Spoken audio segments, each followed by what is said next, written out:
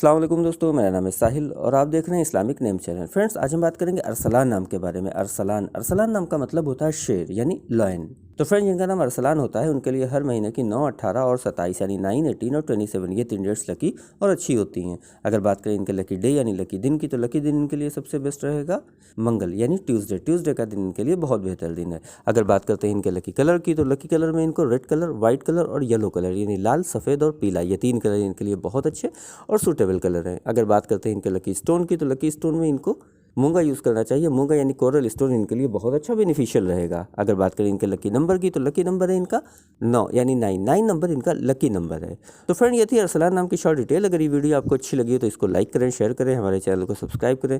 यहाँ पर हम आपको आपके नाम के बारे में सही शॉर्ट में जानकारी देते हैं।